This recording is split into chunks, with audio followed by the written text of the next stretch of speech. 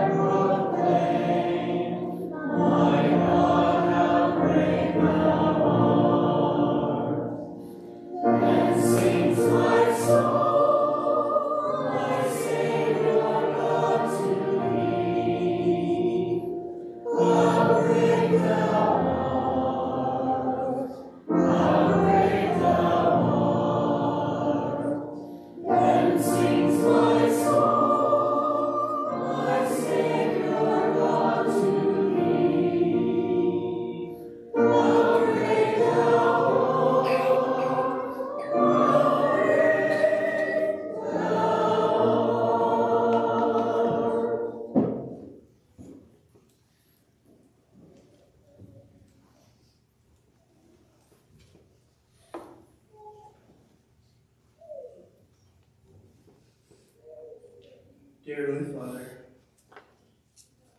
thank you for everybody that was able to make it here safely. Father, we thank thee for thy Spirit that is with us, that we are able to know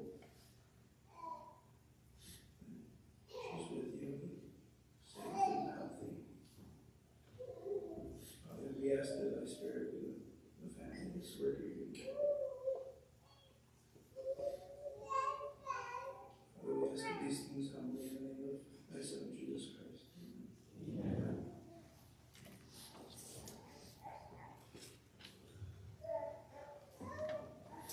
Well, the service will go as follows. We will have a light sketch by Rachel Richens, Denise. We'll then have a musical number, Come Little Leaves, that will be by family members. We'll then hear from Ron Cripps, his son, and then another musical number, Butterfly Waltz. That'll be by Joshua Adams and Sheila Adams. And then we will hear from Tressa Adams, and then we'll go back.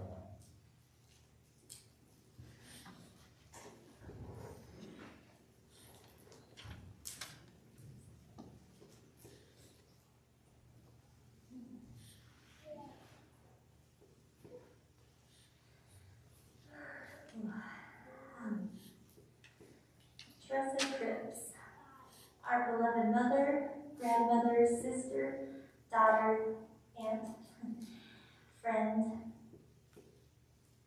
passed away peacefully on October 27th in Cedar City, Utah. Terry was born April 23rd, 1958 in Provo, Utah, to Irvin Larry and Manon Hatch.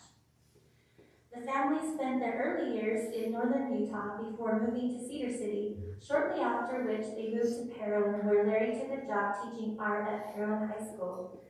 Terry graduated from Parowan High School in 1976, after which she married David Clyde right after June 11th, and the couple moved to Las Vegas, where she worked as a seamstress, making costumes for shows at the Frontier Casino. They then moved to Kansas, where their daughter Patricia Ann was born in 1982.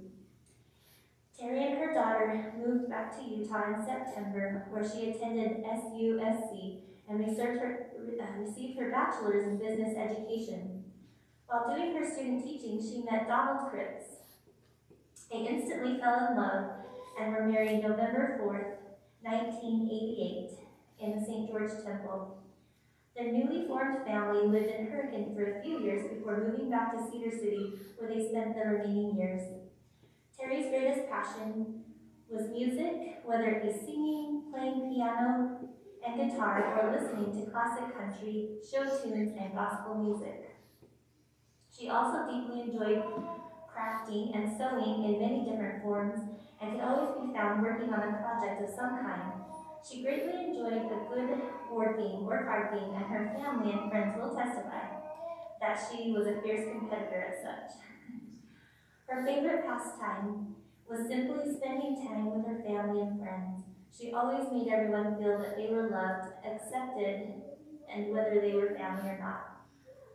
Terry is survived by her father, Irvin Larry Hatch, her sisters Patty, Olvera, and Kayleen Bishop, daughter Tricia, and married to John Adams, son Rob, married to Chelsea Cripps, and 6 grandchildren, Gideon, Serenity, Gavin, Jasper, Joshua, and Rebecca. She was preceded in death by her mother Manon and her husband Donald Cripps. And in thinking about what a eulogy is, I won't take too much time because we definitely want to hear from her children. But as part of this wonderful timeline of her life, there were some stories that linked into some of these themes. She was a fierce competitor in games. I remember many times when I was little that's what we did. We played games at Aunt Terry's house and ate the popcorn and delicious snacks that she would make for us. I don't know if it was food or not, but it was snacks and it was yummy and sweet and delicious. So Her father, Larry, bought her a pony, actually. So her dad did buy the girls a pony, and only Terry could seem to ride it. The other girls didn't have success. And one day, it went over a ditch and knocked her off. And Grandpa Larry insisted that she get back on, and she did. And I just feel like throughout her life, it wasn't easy. And there was a lot of times that she got knocked off. But she always got back on, and that says something. And loving her whole body laugh and face when she laughed. And Becca, we really see that in you. And her love for games and sports and music and creativity. And Josh, we see that in you. She was an excellent student and learner. She would often walk down the streets of Parowan in high school in the middle of the street reading a book. And there were multiple times where people expressed concern to her parents that she was walking down the middle of the street reading a book. And we also see that in you, Becca and Josh. You guys are really great learners. And in Rob's kids too. I mean, you guys just exceed in creativity and faith. And her legacy and faith will live on in you and in us, her family.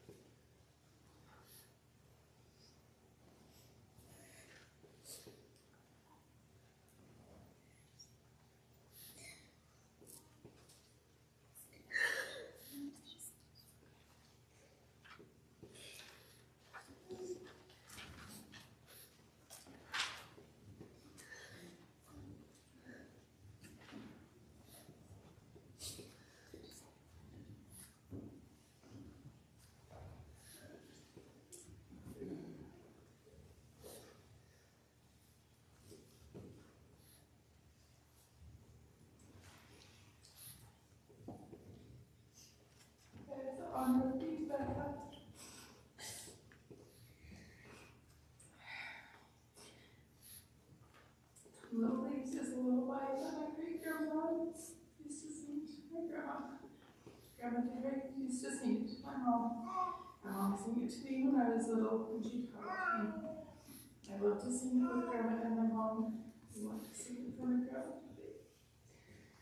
And we all hope we can.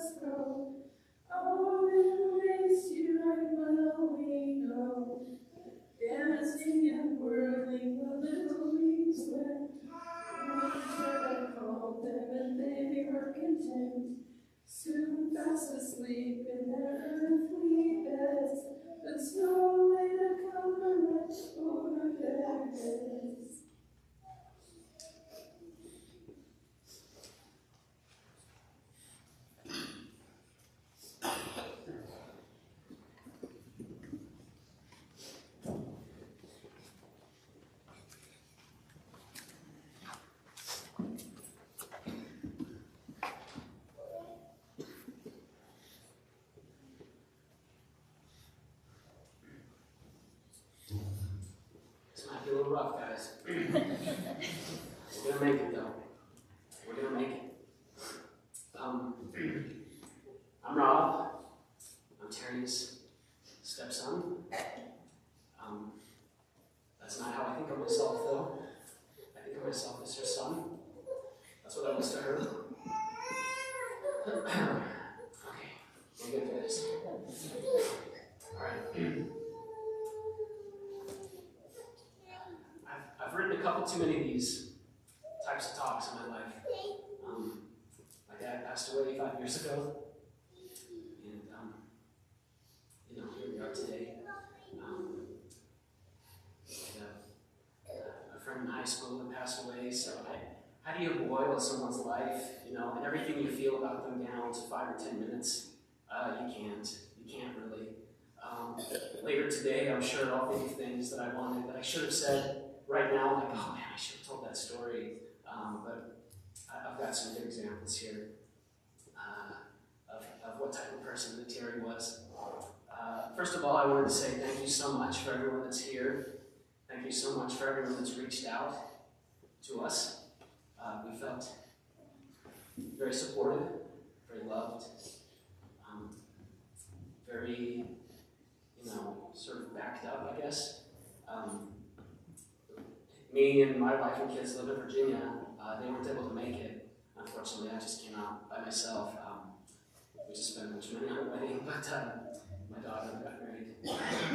What a weird roller coaster it is, by the way, within like 30 days to go to a wedding for your daughter.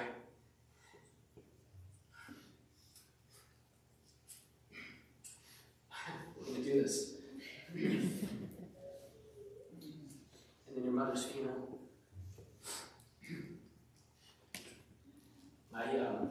My wife sent me, we're sitting in the viewing room, she sent me a little gift on my phone, like a Care Bear, sending a Care Bear stare out.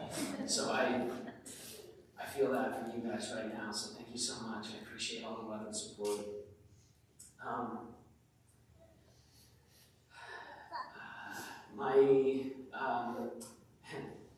It's, like I said, it's hard to write about someone after they pass away, so, if this is a little bit stream of consciousness, I'm sure you'll forgive me. It's never easy to lose someone that you're close to. It never gets better. Losing a parent comes with its own particular set of challenges. As you go through your life, you associate with people, you live with people, you love people, you form memories with them. And then when they die, now the number of people that can remember those things that happened are reduced. So there are certain things that happened in my lifetime, and now Trish and I are the only ones who are carrying those memories. And it's hard. It's weird. There's, because sometimes you have an instinct to turn to somebody and say, hey, do you remember when that thing happened? But there's not anyone there anymore.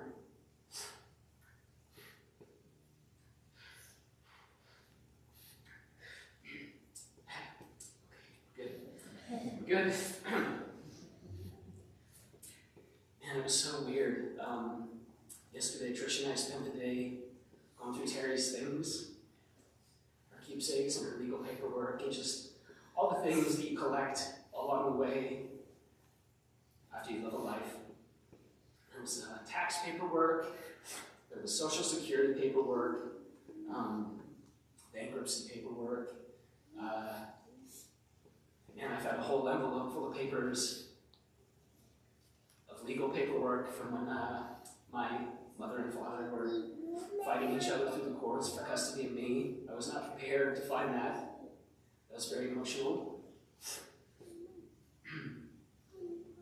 Trish found some letters between Terry and her father that were emotional for her. We were looking at poems that my dad had written. Some of the things were kind of funny, like there's a receipt in here for a 72-hour kit. That's kind of funny to put in the same box as your birth certificate. I don't know. You know, it's just you collect things over life.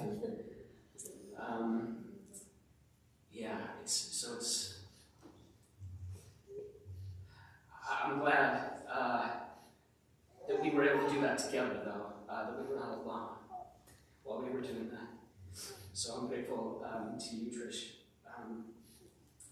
It's funny, a few years ago, I can't even remember what I was doing. I was like getting a new driver's license or something, and I called Terry and I said, hey, I think you have my original birth certificate, because when I joined the Navy, when I left Cedar 25 years ago, in 97, I had it. I remember the recruiter made a copy of it, and then I never saw it again. So I think you have it, Terry. And she said, I'll look, and I'll let you know. She called me back about a week later, and she said, I don't have it.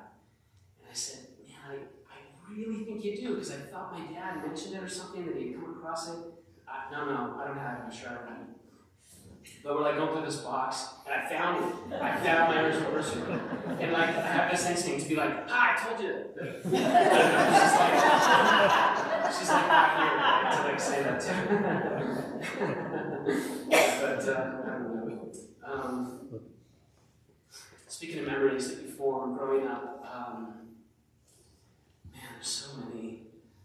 So Terry, of course, everyone here knows Terry and my dad were not wealthy, of course. My dad was on disability. They were getting assistance from the church and from Grandma and Grandpa Hatch and various others. But my dad and Terry had such a talent. I didn't really spend a lot of time feeling poor. I mean, occasionally it would cross my mind, let's go school shopping for the year, like, well, take it to DI, or something like that. But I have so many memories of just feeling happy. I mean, just love and warmth and acceptance and safety. We would put popcorn strands together to hang on the Christmas tree. We made paper ornaments. We made do. It was fun. Mom sewed a lot of clothes for us. I think most people here know I had long hair in high school, and I was just kind of I don't know, I like to color outside the lines just a little bit. So I had these jeans that I was like ripping up, and she was like, here, let me help you with that. And I was like, oh, that's, it's just like a sign of her acceptance, like, let me help you look, like a punk. Like, I don't know. I loved it. It was just great. I always thought of her, she really was such a lion for Trish and I. She stood up for us many, many times. She defended us. It's not news to anybody here that Trish and I have bio parents that put us both in the ringer, legally, emotionally.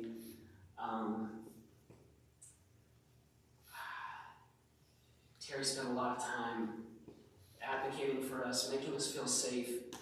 I remember, so I moved here to Cedar in '94. I was a sophomore. I was beginning my sophomore year. And, I came from California, grew my hair out. I had these tall boots and had a chain hanging off my wallet. I don't know, some of the schools I went to out in California were a little rough. So I just kind of looked like that so people would leave me alone. And I don't know, I liked my long hair. I didn't want to give it up. So when I moved here, we've been here maybe a month or so, and Terry said to me, we've been going to church and stuff, and she said, people are talking about your hair. And I said, yeah, that doesn't surprise me. And she said, I don't want you to worry about that. You can be yourself here. We love you. Your hair's not important to me. I'm not, we have rules in this house, just like any house.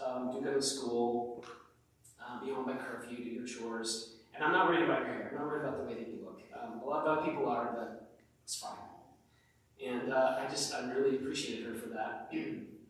When I was registering for high school, Trish reminded me of the story, actually, yesterday we were talking. And we sat down with the school counselor to figure out my classes and what I get credit for and etc. And I handed him my report card. I was always a good student. he was looking at my report card, and like looking at me, and like looking at my report card, and looking at me, and he's like, "This is your grades?" And Terry goes, "Yeah, that's his grades. Yeah, those are his grades. Please enter him in your system." You know, like don't judge my son, you know. It was just, it was great. Yeah. She was, I always appreciated that. Let's see. I was speaking of her being accepting. My friends in high school, I had a number of very, very close friends. That's kind of how I move through life. You know, some people have, some people feel more comfortable with like a whole crowd of acquaintances. I feel more comfortable just sort of knowing very well, you know, a few people. And our home was always open. Our home was always a place where people could come, and they were members of the family. I had a friend, Rob Bowman. He lived at our house for a year. He lived in our basement for a year. I was actually surprised that mom and dad allowed that, but she didn't even. What had happened was his family was moving away, and it was a senior year, and he said, "Man, my credits are going to get messed up, and I'm going to have to make new friends." And I said, "I don't know, maybe you could live with us. Is that crazy?" And then I talked to Terry, and she's like, "Sure."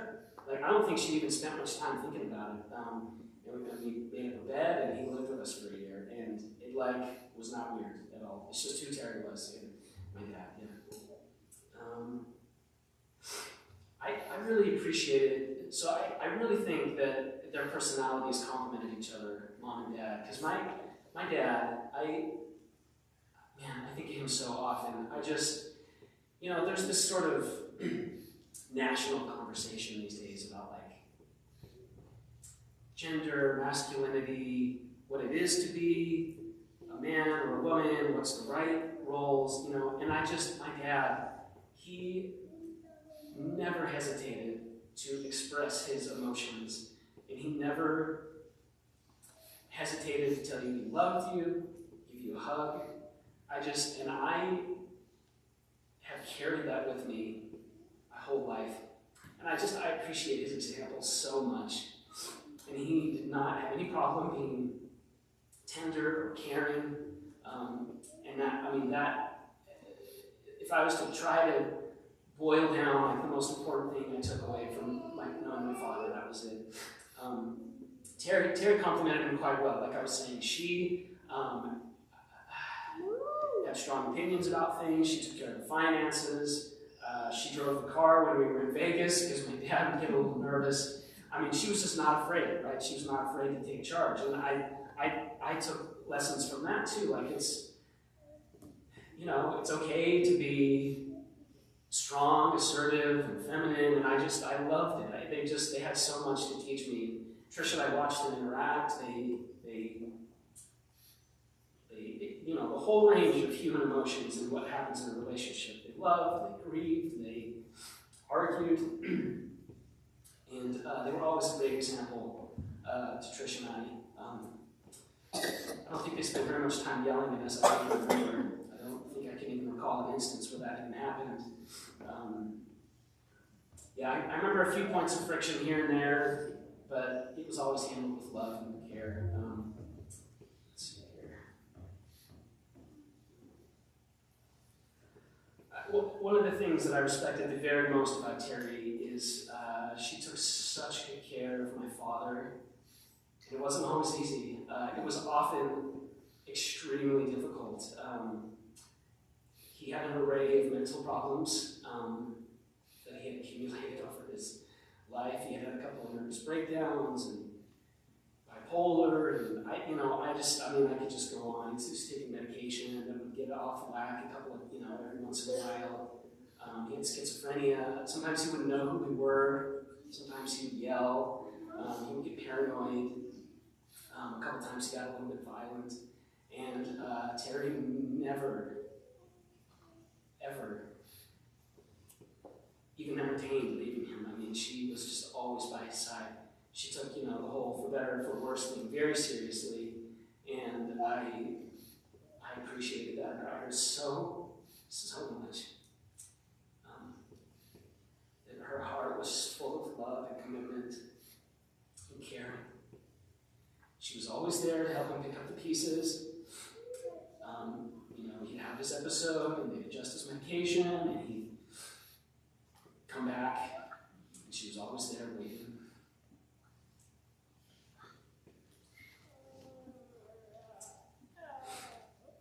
Rachel talked about her love for games. And I'm a huge nerd. I've always been a huge nerd. And having a nerd mom is the coolest thing ever. I loved it so much. We would play video games together, board games together, and it was just so, I don't know, sometimes my friends' moms would tell them, you're spending too much time on the game. I mean, Terry would be like, let's play a game together. You know what I mean? Our friends would come over, and we'd have weekend-long tournaments for the board games. Trish and I would get stuck on a video game, and she'd be on the couch, bidding something, and she'd be like, hey, did you try flip that lever over there on the side? I think that'll open the door for you. Oh, okay, she was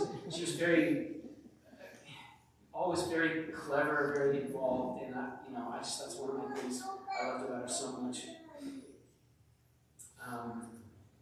I have hope. I have hope that they're together. They had a lot of challenges here in their mortal time, money, legal, health, a lot. Their race is finished. I hope they're together. I hope they're, just blissfully not dealing with any of that. Looking down on us and feeling, pride or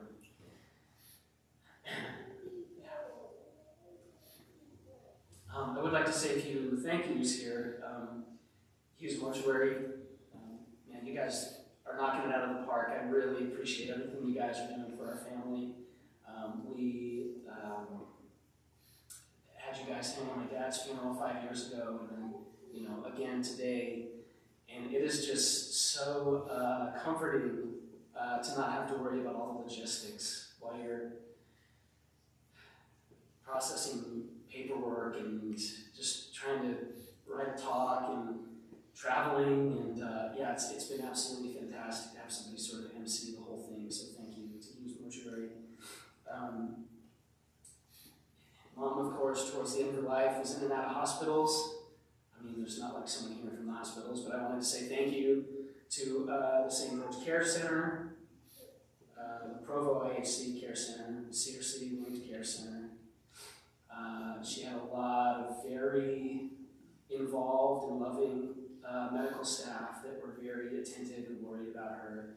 She was in and out during COVID. That complicated everything, but her staff always pulled for her and rooted for her and was trying to get her home and gave her hope and helped her through the last few years. And that was comforting, especially because I'm on the East Coast and I wasn't able to do that myself. The Bishop, thank you so much.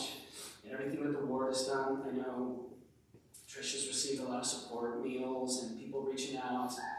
And I know that it's hard to know what to do or say when someone passes away. Can I do anything for you? And often the response is I don't know, I can't really think of anything. But it's so nice for people to say that and just to know that people want to help and they love you and they're supportive. So just all the people who have reached out and offered help. All the teachers and administrators at Tricia's school, I know they threw a couple of weeks off at you and said, don't think about work and taking care of it. So I appreciate all of that. My in-laws, of course, are letting me lay my head at their place while I'm here in town. They've got an extra bedroom there. Always full of support and love. That's all I've got today, but I want to communicate just my love and admiration for Terry. challenges that she overcame, and just so much love and safety and acceptance and all the things I said before. I mean, that's what I think about Terry.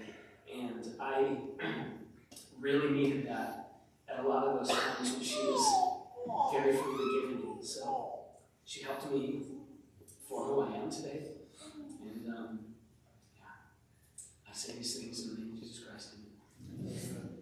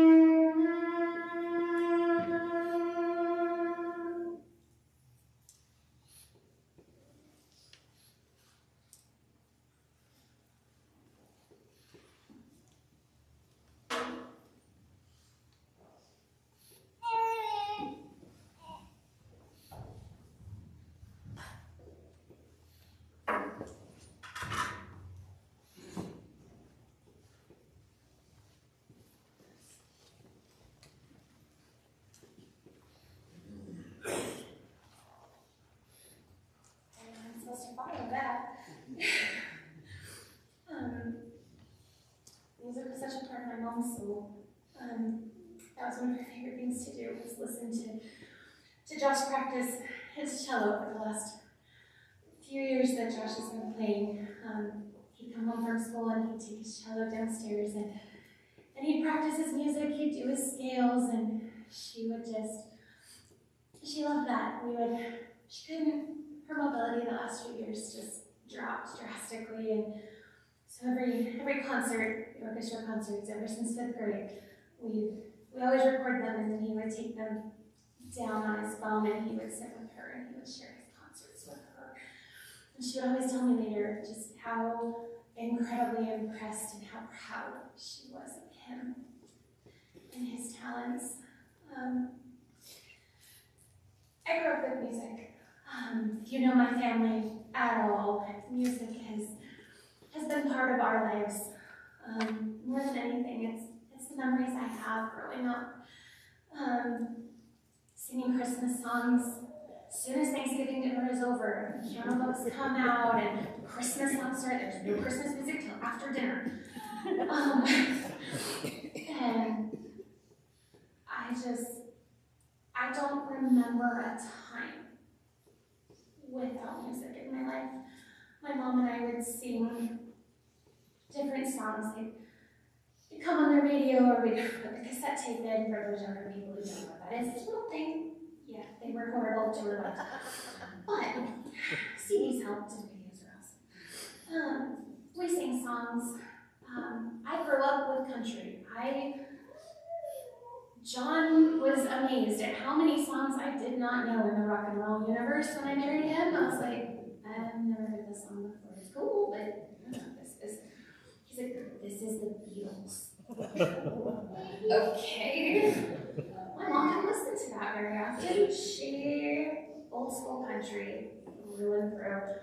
Some of her favorite songs were Nobody's Angel by Crystal Gale, Take Me Home Country Roads, and For Baby for Bobby by John Denver. I remember growing up singing Johnny Cash songs, listening to Grandpa sing and play them. Love Can Build a Bridge by the Judds was one that she loved to sing with me because it was a mother-daughter duo, and she taught me the melody so that she could sing the harmonies with me. I remember being just tiny. I have no idea how old I was. Probably younger than Becca is now, and I don't know where we were. I'm guessing it was a church event because I remember the stage in like a cultural hall type of a thing with orange carpet. I have no idea why. The basketball lines painted on it. And I remember she was doing a musical program, and she had me sing with her. Two of our songs to sing, and I remember wearing a flower, had cardboard on my head, and I was sitting with little plants because we were singing I'm a Lonely Little Petunia in an Onion Patch. All I do is cry all day. And she loved that song, and she loved to hear me sing that one. And I remember her very favorite Christmas song was Silver Bells, and that's another one that she sang with me until I learned it enough to be able that she could sing the harmony without me getting confused. My mom and I were very incredibly close. She, for a while, were all each other had. She, as Rachel mentioned, I was born in Kansas. They had moved there. I don't know why. I don't remember. But I was 16 months old when she finally decided that it was time to leave. She had been with my daughter for just about 7 years, and she did everything she could. She tried really hard to be the person that she was, and it wasn't until later that she recognized how much mental and emotional abuse that she had suffered. And I think she told me once that I was the one that gave her the courage to leave, because she didn't want that kind of relationship for me. And so Grandpa and Grandma, there's pictures. I'm like this big. standing in Four Corners because Grandma and Grandpa had driven out to Kansas and brought us home to Cedar. And it was just us for close to 5 years. And she always told me that Deon College doesn't even exist anymore. I'm pretty sure it's a parking lot or a new building on the college campus. And we lived there together while she was going to school. And she always told me that it didn't matter if she went on a date with someone or whatnot, she always knew it wasn't going to work because I was so incredibly protective and we were so connected that I wouldn't leave her side. I would cling to her pant leg or her skirt and I would suck my thumb and I wouldn't move. And I was never comfortable. And then I met Daddy. She met him while she was student teaching. Really, she met Grandpa Ted while she was student teaching. Grandpa Ted had a huge personality, and you just couldn't help but smile enough when Grandpa Ted was around. And he was a custodian at Bergen High School. And that's where she was doing her student teaching, and he had this idea. He was going to introduce her to his son. It was going to be awesome. His oldest son named David, which was also my father's name, so there was no way that was ever really going to work. She was just going to be perfect for him. It was going to be great. And he was going to introduce them, and he was trying to figure out how to set it up. And Daddy came to help him one day, just emptying trash and helping Grandpa. And they met, and they hit it off, and they talked. And after a little bit, she introduced me to them.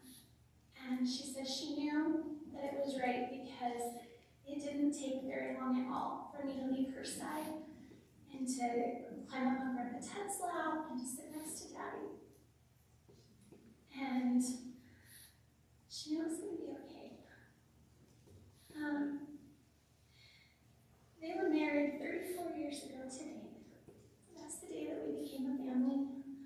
And at first, when the mortuary was giving me dates to give my brother to say, when can you be here, if you can be here, and I remember calling John and standing in the kitchen going, okay, we can do Thursday, Friday, Saturday, Monday. Wait, Thursday's Grandpa's birthday, that's not gonna work. Oh, we can't do Friday, that's their wedding anniversary, that was just like, and he goes, well, chill. And I said, what do you mean? He goes, you get to reunite them on their wedding anniversary. And I told my brother that. And we both we knew that was a gift that we can carry in our hearts for her. I hope with every fiber of my being that he was there, that he and Grandma came, and that they took her with them. She missed them so much, and she was a different person when she married Daddy. My Aunt Patty told me, we were looking at pictures, and her graduation picture is one of my very favorite pictures of her. She was so happy and healthy and bubbly. And my aunt said, I wish people could remember her and knew her before the years she spent married to my father. She lost a lot of her self-confidence. She lost control of things that she cared about a lot. And I remember her telling me, I changed my profile picture on Facebook to this picture. And it's her and I, it's the Christmas we had moved back. I couldn't have been more than 18 months old. And she had short hair. I never remember my mother with anything but short hair, ever.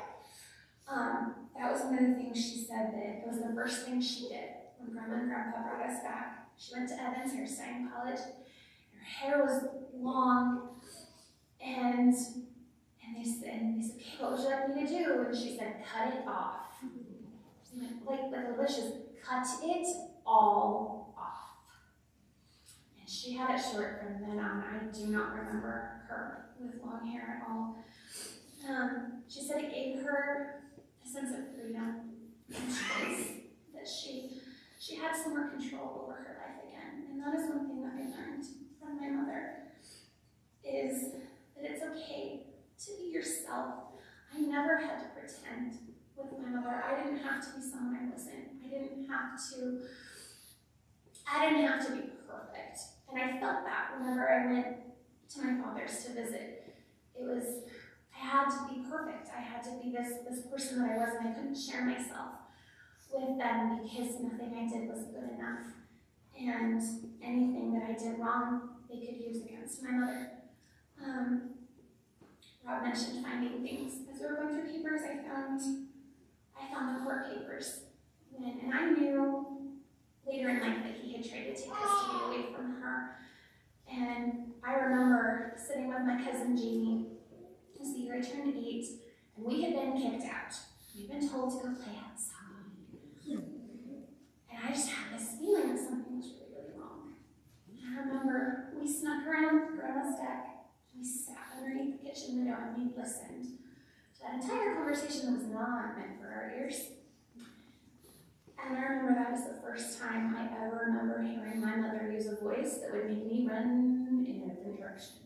She sounded so angry and she sounded so scared. And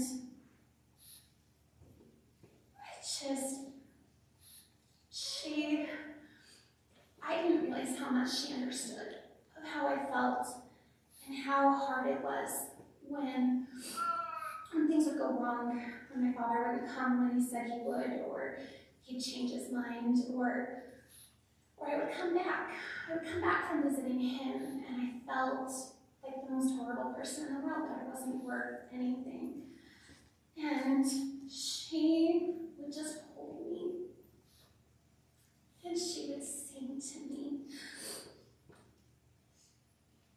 She would put her guitar, and we'd sing songs, and she would sing me to sleep. And one of the songs, and I was sitting in the hospital with her, and I couldn't remember the song. And when it finally clicked in my head, and Rachel was so great when she made the video to add that specific song, because the one phrase I remember in that song more than anything was, I'll love you more than anybody can. And that was my mom. I have 1,000 notes on here, and I don't think I've talked about any of them. Just saying. That's what she did. She made you feel good about yourself. It didn't matter what you looked like. It didn't matter if you didn't fit the perfect mold. She loved you for who you were. Rob mentioned his friends being at our house. My friends were there too. We lived at my house. My best friend's sitting back there nodding because we lived at my house. We had these 10 tournaments and video game things, and just music was always playing. And she'd poke her head in and say, "Hey, guys doing good?" And yeah, we're good. She'd mosey on and do whatever. But we were always welcome at my house. I have had so many friends that have messaged me and just said, the thing I remember about your mom is how sweet she was and how much I felt like your house was my home. And that's what she did. As Rob said, I don't think I've ever heard her use the term stepson. The minute she married him, married Dad, Rob was hers. And she'd always wanted a son and hadn't had one. And to her, he was her gift. One thing I always respected from my mother is no matter how hard things were for her, she just stood up and she just kept going. She built relationships. I know that my Aunt Karen, who's married to my father's brother, they always got along. Like she would talk about my Aunt Karen, and always whenever she did, even my Uncle Fred and Uncle Jim, she would talk about them with such love. She never worried about taking me down to big family gatherings. She loved them. She had been a part of their family, and to her, they always still were. They were her family too. I know that my cousin Jen always sent Christmas cards, and every year, and Mom always loved reading the updates and seeing the pictures. And Rob talked about rules at our house.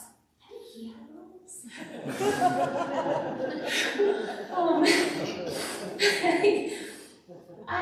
My friends would talk about getting grounded for like a month or whatever, and I'm like, okay, I got grounded from roller skates because I wore them in the house one too many times, and I got crashed into a chair. She did not have them. I had a koosh ball, those stupid little, they're coming back now. Kids having this fidget toys. And I remember having one, and it was blue and purple, and I kept bouncing it, and I hit her with it. And she looked at me, and she tossed it back, she's like, don't do that again. Okay, and I did it again. And she just, I don't think I ever saw that again. No idea where that went. It just disappeared. I'm guessing as a parent, she threw it away. Now that I'm a parent and a teacher, I'm sure that just disappeared. I remember Rob always had a curfew, and I remember my mom never actually had that official talk with me that, midnight is a city curfew and we need to be home, because I was always home. We were always at my house. But all my friends had curfews. And so I was always home by 11 or 11:30 because they'd drop me off. They'd leave my house till they get home. And it was one time I was with my friend, and he didn't have a curfew. And I didn't have technically set a curfew that we had talked about. And it was like 1:30 in the morning when I got home, because I had taken her out to his house and was driving back, and she was sitting on my bed.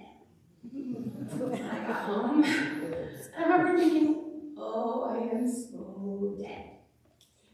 And she looked at me and she said, so where have you been? And I went, well, I was just sitting in Jason's driveway and we were talking in the car and we had a time limit, and I didn't know how late it was. And she said, so you know the curfew, right? I do now. But she didn't yell. She talked to me about trust and respect, and that it made her worried to not know where I was. And I never did that again. Rob and I were that way. I remember we moved into the house on 500 where we lived for years, and I remember it was new having Rob there. Maybe a year at most, I don't know, Rob might know better, but he wanted to go to a concert in Vegas, and he wanted to go with his friend, and it was, I want to say it was a 9 Inch Nails concert, maybe? And of course, no 16-year-old is not going together with another 16-year-old to Vegas on their own for a concert. Not going to happen. And I remember I was going up the stairs because Rob and I had bedrooms in the basement, and I remember coming up the stairs and there was a car poster on the wall. Why is there a car poster on the wall? This is the weirdest. It's never been there before. And a day later, the tape was coming up of one of the corners, and I looked and there was a hole in the wall. And I was like, oh, there's a hole in the wall. She goes, I know. What do you mean, no? Oh, I know. Well, how did I get there? I know. It's not your business. Your brother will come talk to me later, I'm sure. It took a few days, and he went and talked to her because he punched a hole in the wall. And again, I don't ever remember her yelling at us. There was just something about her that made it that we were the rebellious teenagers. We never really felt like we needed to be. She'd chat with us occasionally when we edged out of the bathroom, but I always felt loved. One of the things I treasure is the night before my wedding. It's my last night at home. It was going to be a huge day the next day, getting up really early so that I could get my hair done, and John's going to pick me up so we could drink down to the temple together in St. George, and I could not sleep. I could not relax. I was nervous, I was excited, all of these things, and I remember we're pushing midnight, almost 1, and I have to get up in like 3 or 4 hours, and she came in and she sat by my bed and we talked, and she reminded me that it was going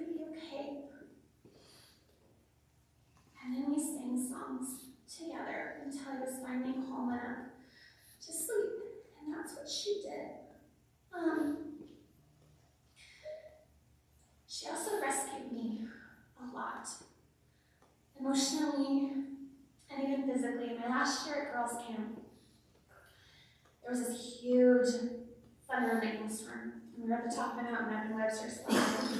And the lightning, I just remember, was horrible. And that's when I developed my fear of lightning and thunder. And Rachel and I decided to go to college in Snow College up in Ephraim. And it was getting later and later in the semester, and I was becoming more and more homesick and just feeling like this was not where I was supposed to be. And Rachel, I was starting to come home more than once a month on the weekends. I was starting to go home more and more, and it was costing more and more in gas. And I remember Rachel, for some reason that week, she had a cell phone and I didn't. And for some reason, she felt like I needed to take a cell phone with me as I was going home that weekend. And I was really struggling. I didn't want to leave. I wanted to stay. I wanted to stay home. And Sunday night, I had Sunday dinner at Grandma and Grandpa's, and my mom just kept reminding me, it's getting later. It's getting later. I didn't want to leave. And I left too late. I was driving back on my own, and I got to Beaver. Just in those weedy, windy mountain pass, right there on the north side of Beaver, a lightning storm hit. I don't think I drove that car. I don't know how I made it through those mountain passes. I was terrified. I could barely keep my eyes open. I was shaking so badly. I got to the rest stop just outside of those passes, and I had Rachel's cell phone. And I was able to call my mom. And without even hesitating, she said, I will call Grandpa and we will be there. You stay right there, lock your doors, and we'll be there. And they drove. And they came, and she made me drive the rest of the way to Ephraim. She's like, you're not getting out of this. You have to drive. Like, you can't just drive. But she sat in my front seat and sang songs with me and talked with me the whole rest of the way to Ephraim. And it turned out that Rachel had a really bad weekend that weekend too, and for Grandpa to walk in the house that we were sharing with like 7 other girls, it meant the world to us. Our family was always there for us. She wouldn't always rescue me the way I thought she should. She's driving me the rest of the way. No. Fine. My mom was a survivor. My mom was a hero. She's my hero. She, amidst everything she went through, she got back up again, and she didn't let it change her. She was just a beautiful soul. I got the call at school that the doctor needed to talk to me. She had been, I think she was sicker than she was willing to tell me. And I didn't get her to the hospital in time before the infection had spread too far. And they admitted her to the ICU. I sat with her in the ER. They got her to the ICU. And I stayed with her. And she told me it's going to be okay.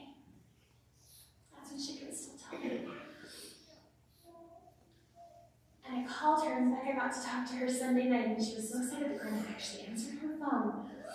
And she called, and she used as much of the breath as she had to talk to Becca, and so I just talked to her a little bit, and I said, I'll come see you tomorrow or the next day. And I didn't get a chance to go see her on Monday. I spent the day, the kids helped me. We cleaned her apartment. We got it all ready for her to come back in case they released her while we were at school. And Monday was the last day that she could talk. She's having conversations still. When I got there Tuesday afternoon, I was so grateful. My principal came in about 15-20 minutes before school ended. He had gotten word that something was wrong. He came and he took my class for the last few minutes of school so that I could go.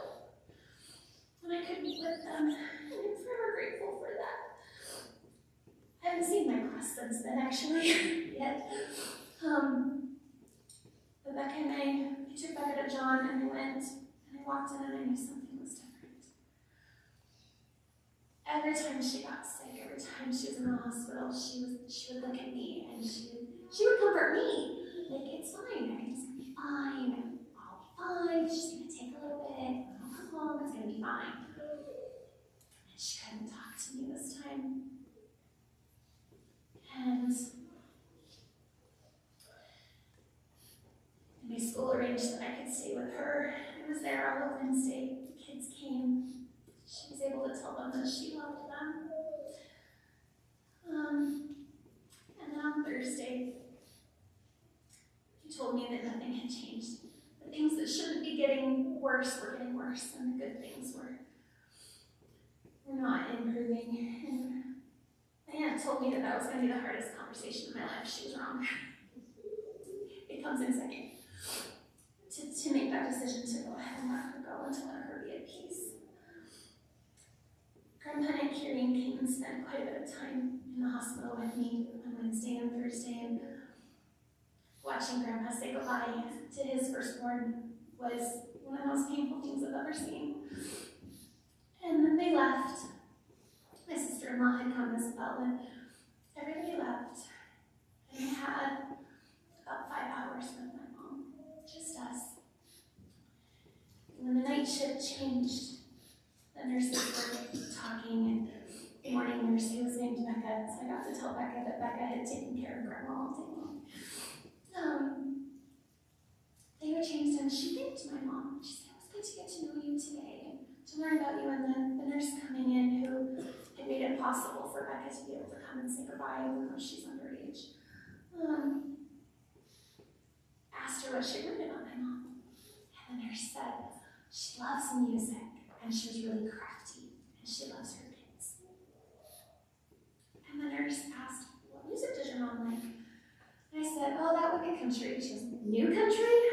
No. That would be old country. And she brought in a speaker, and her roommate happened to have a station that she like a playlist or something that she put together that happened to be the old country, George Strait, Randy Travis. All of those good old songs, and I recognized about just over half of the songs coming in, like I knew these, and I was able to sit with her and sing to her, like she always did for me. And the last song that played before I left to take a break was Love Came to the Bridge by the Judds. And they told me, well, we'll call you if something changes. Go take a break.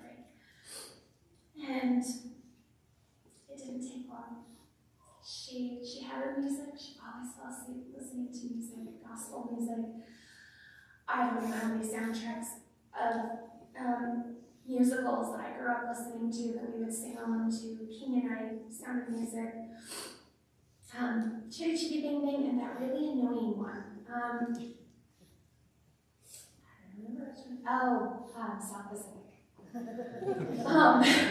And Brigadier, that was the other one she loved, but I was like, yeah.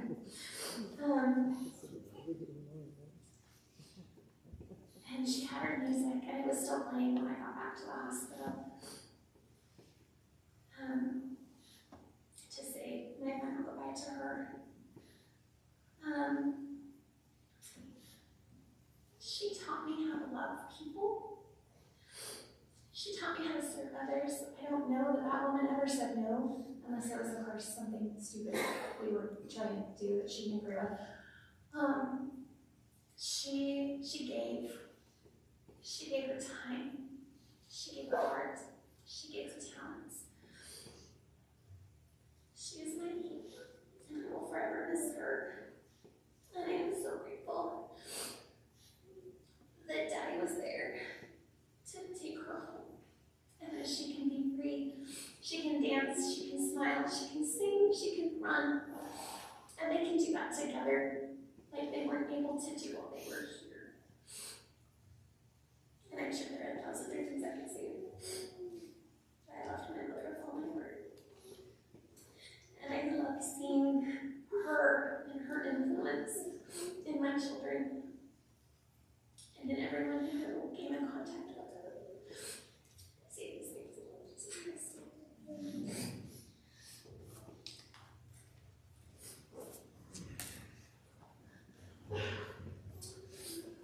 I'd like to thank thank everyone that has taken part today.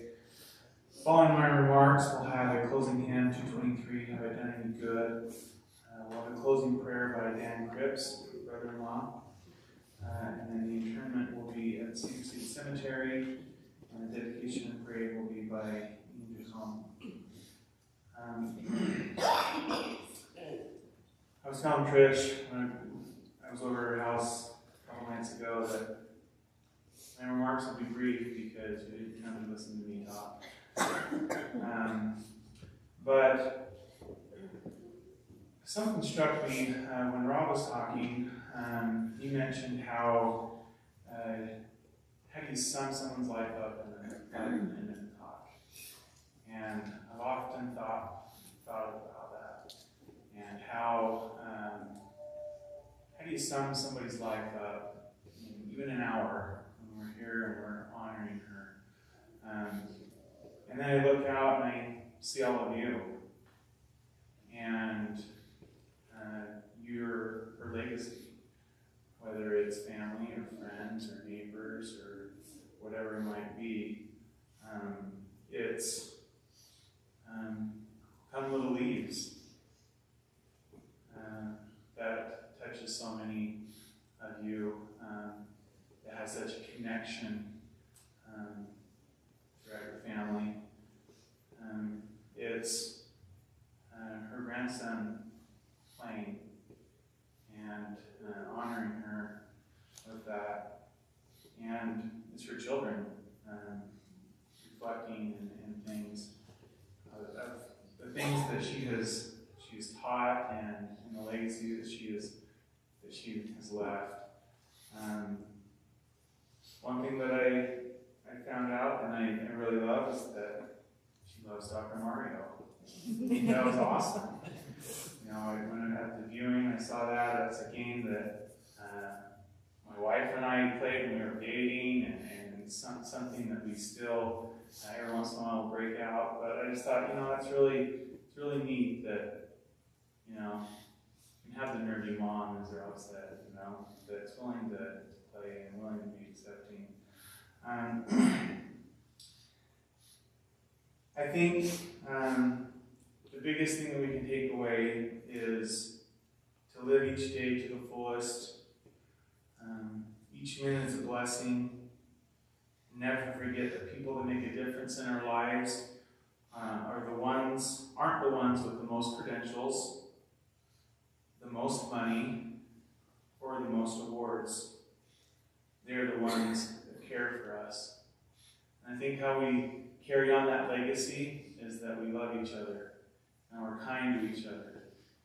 And I know that we have a God that loves us, loves you perfectly, that understands your struggles and your doubts and the different ways that you're grieving.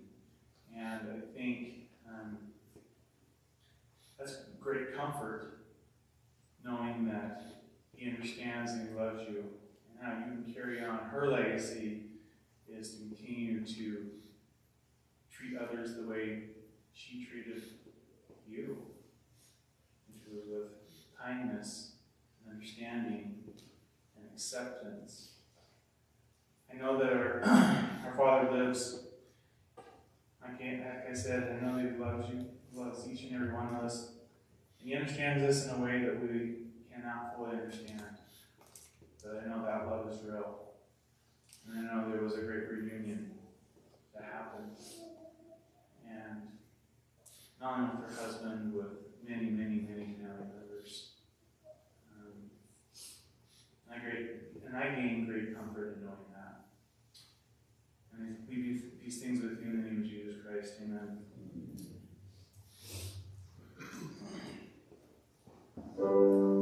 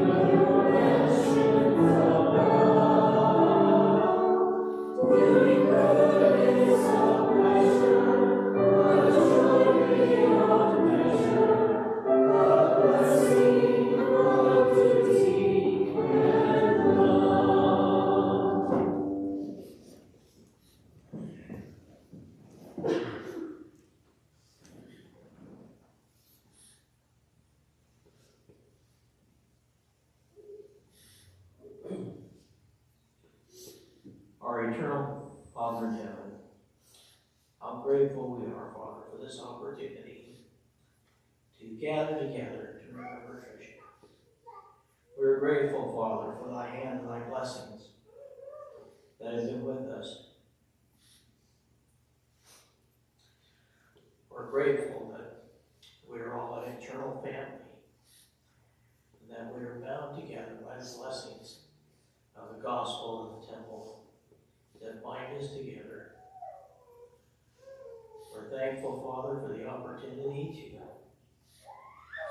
be here and to share one another's spirit, and pray that we might leave with renewed feeling, that we might take the Spirit back into our homes.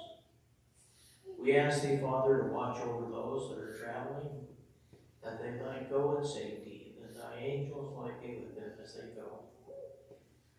We pray, Father, for thy Spirit to be with us the rest of this day. These favors and blessings we pray. In the name of our Lord and Savior, Jesus Christ, our Redeemer.